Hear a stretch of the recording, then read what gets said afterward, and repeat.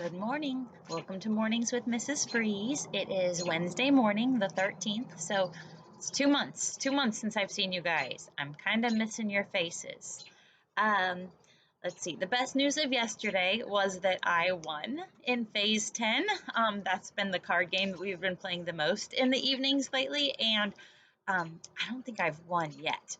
And that is probably a good thing because I tend to get a little bit obnoxious when I'm winning. I'm usually the scorekeeper in the family too, and so I find it interesting to spread little facts like, if I double my score, I still would be beating you guys. The low one wins in phase 10. So, or, I'm the only one that's phased in like 2 rounds now.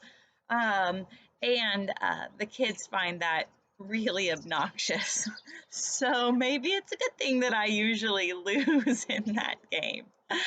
I'm excited because today should be the last of the coolish weather days, and then it's much nicer the rest of the week. So that means we'll get to be outside more. I'm outside right now, and it's not too chilly.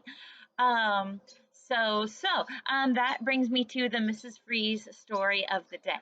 So I really like being outside, and in college, I went to AU, and it's beautiful there. There's a beautiful campus. There's tons of trees around, and it's just lovely in the springtime. And everybody is tired of being cooped up inside, and so being outside is just so great.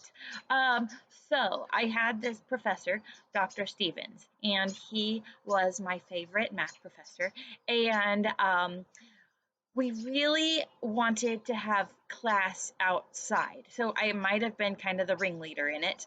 And we kept asking Dr. Stevens, can we please have class outside? And he would laugh and then, go on with class. But one day, it was in the spring, near the end of the semester, and it was gorgeous out. Yeah, it was just perfect spring day.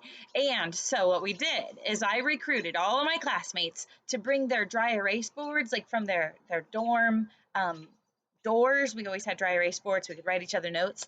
And so they all brought them, and we put them outside on the bricks outside of the fine arts building where this class was located at.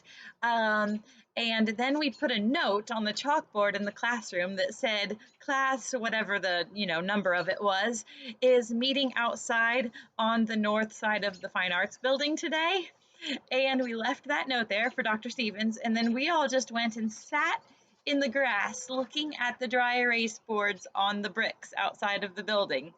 And we saw him go in, and we're all giggling, what's gonna happen? And then out he came, and Dr. Stevens taught our class outside on the dry erase boards we had on the bricks. And it was the best day ever. I was so happy. My cheeks hurt from smiling so much. And so I want you guys to have that experience tomorrow. It's supposed to be lovely. So take your little laptop outside, and you sit outside, and I'll be outside, and we can all have class outside together, and it will be lovely. So there's your Mrs. Free story of the day.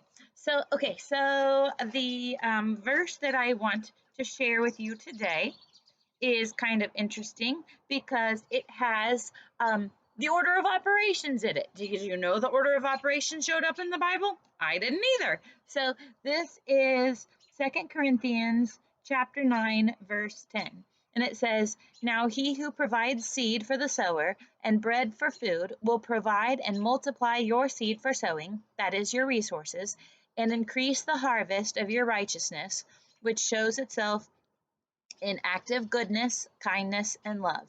You will be enriched in every way so that you may be generous, and this generosity administered through us is producing thanksgiving to God from those who benefit.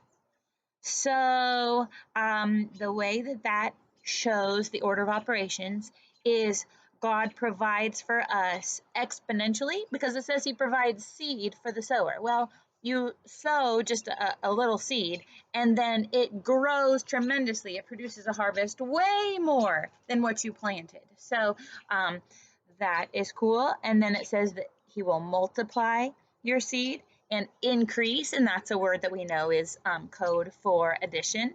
And it's just kind of fun to see all of the ways that God blesses us and enriches us so that we can be generous to others. And then the result of that, it's like the output of the function is thanksgiving to God. So he blesses us so that we can bless others. And so that results in thanksgiving. So anyway, that is your math devotional for the day. And I hope you remember that Jesus loves you, and so do I. So do your math.